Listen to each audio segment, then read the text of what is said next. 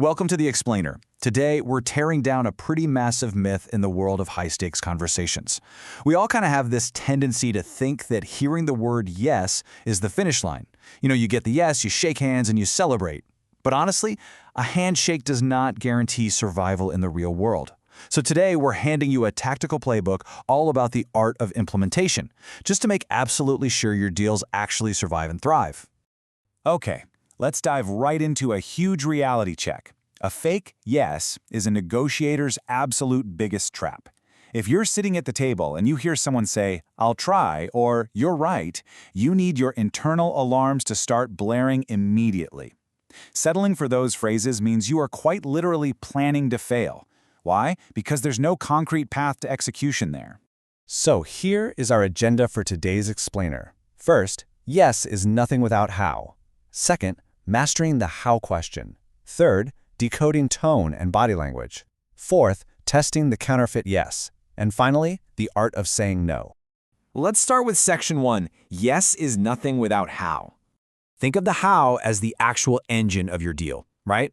A yes is really just a nice paint job. You are completely unarmed in a negotiation if you aren't defining exactly how a deal will be executed. Asking how, knowing how, and defining how are absolutely non-negotiable skills for any rainmaker. If you leave that room without the how, well, you don't actually have a deal at all. Moving right along to section 2, mastering the how question. Consider this seemingly simple question.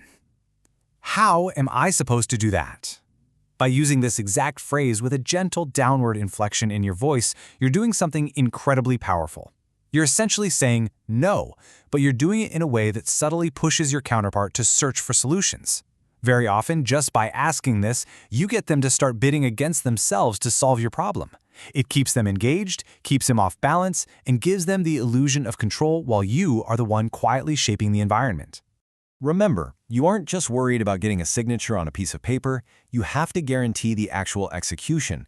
So, by asking, "How will we know we're on track?" or "How will we address things if we find we're off track?" you're forcing the other side to define what success actually looks like. This shift, from just securing the signature to defining the execution, is exactly what gives life to the deal. But listen, you can't just focus on the person sitting directly across from you. You also have to ask how this affects the rest of their team to figure out the motivations of the players behind the table. You see, the people who are not in the room, the colleagues, the legal team, the implementation staff, those are hidden roadblocks, and they can easily kill your deal if they aren't on board. You've got to ensure those roadblocks are cleared out before you sign anything. That brings us to section 3, decoding tone and body language. This breakdown is just fascinating. A massive 55% of communication is body language, followed by 38% for tone of voice. That leaves a measly 7% for the actual words being spoken. This 7-38-55 rule proves exactly why flying out to meet someone in person is so incredibly valuable. You're looking for incongruence. If they say yes, but there's a slight hesitation in their voice, or they suddenly cross their arms, their nonverbal signs are screaming that they are uncomfortable. Also, listen really closely to their pronouns. It's a totally counterintuitive tell. A person who is constantly saying I, me, or my is actually signaling that they have less power in the decision-making process. The real power probably lies somewhere else. On the flip side, a really savvy decision-maker who is actively keeping their options open will constantly use pronouns like we, they, or them. Furthermore, if you're ever worried someone is flat-out lying to you, look for the Pinocchio effect. Liars tend to use way more words than truth-tellers to try and cover up their deceit.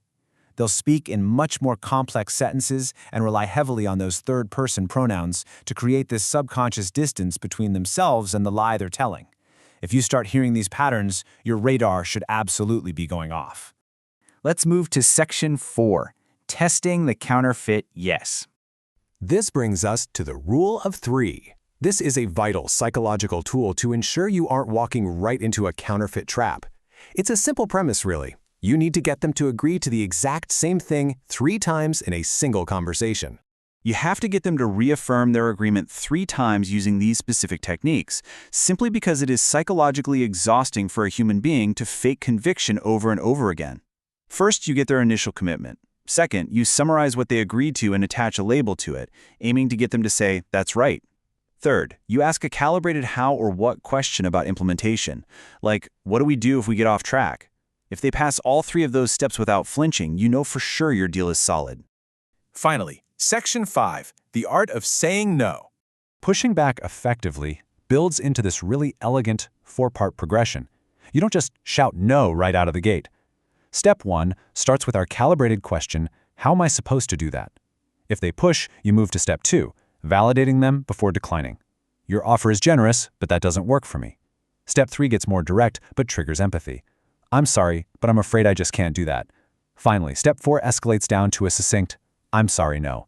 And if you deliver that gently, with a downward inflection, it barely sounds negative at all, while remaining incredibly firm. Now, while you're employing these 4 no's, remember to interject open-ended questions and plenty of empathy. You have to humanize the deal. Break the ice by using your own name, asking for the Chris discount, for example. This makes you a real, living, breathing person to them, rather than just some obstacle sitting on the other side of the table. Honestly, humor and humanity are very often the best ways to remove roadblocks when the tension gets high. The overarching lesson from this whole explainer is mental discipline. At the very finale of the deal, when that finish line is right there in plain sight, that is when the deal is at its absolute most vulnerable.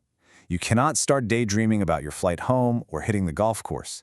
If you let your mind wander and you stop paying attention to those subsurface signals we talked about, you will lose the implementation and your deal is going to fall apart the second you leave the room. So, as you head into your next high-stakes conversation, I want you to ask yourself, are you stopping at the handshake or are you fully armed to secure the how? Remember, a yes without a how is nothing but a plan to fail. Go master your implementation.